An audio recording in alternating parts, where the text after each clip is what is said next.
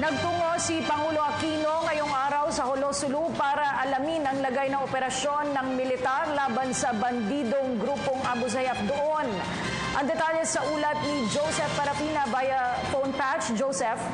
Maraming salamat, Kathy. Matapos ngang pulungin ni Pangulong Aquino ang mga matataas na opisyal ng Armed Forces of the Philippines, Defense Department at DILG na naatasang tumukis sa mga bandidong Abu Sayyaf dito sa lalawigan ng Sulu ay sinabi ng Pangulo sa isang press briefing na masusi nilang pinag-aralan ang mga bagong teknik, mabuti ang mga planong kanilang gagawin ngayon para tuluyan ng matapos ang pamamayagpag ng bandidong Abu Sayyaf na ito dito sa lalawigan.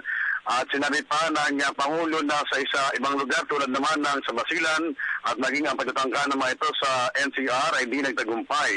Inamin din ng Pangulo na nakipagnayan na siya sa mga leader ng dalawang bansa tulad ng Norway at ng Prime Minister ng Canada at humingi din siya ng pamaniningil dito. Subalit ikinatuwa ng Pangulo ang lawak ng pangunawa ng mga leader ng ito at sinabing ang pangyayaring nagaganap halimbawa dito sa lalawigan ng Sulu ang pagkakaroon ng hostages at ang pamamayagpag ng Abu Sayyaf ay hindi magiging dahilan para magkaroon ng problema ang ating mga bansa sa kanilang bansa. Inamin din ng Pangulo na sa nakalipas na 3 linggo ay plinano nilang magdeklara ng martial law dito sa lugar na ito kung saan namamayagpag ang Abu Sayyaf, partikular kung saan naroon ang mga ito. Subalit may mga itinakda silang basihan o may mga pinag-aralan silang komplikasyon kung kaya't hindi natuloy ang nasabing plano.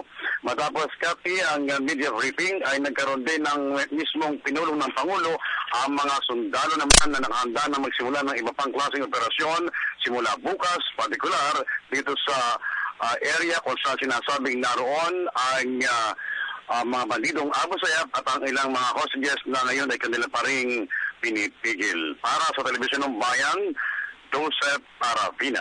Yes, Joseph, isang katanungan lang. Meron na ba tayong update kung nakumpirma na yung ulong natagpuan ay kay Robert Hall nga?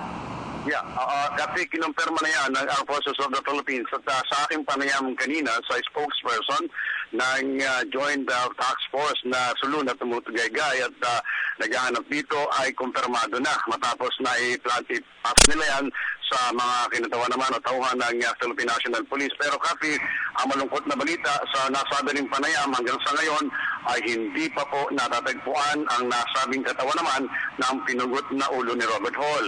Ang sabi nila may idea sila kung saan ito naroroon, subalit hindi nito basta-basta mapasok sa dami naman ng mga nakikisimpatya at talagang maraming Abu Sayyaf sa nasabing area. Kaya yan ay isa sa mga pinag-usapan sa matinding pagpupulong na ito ng Pangulo sa mga matitaas na opisyal ng Armed Forces of the Philippines.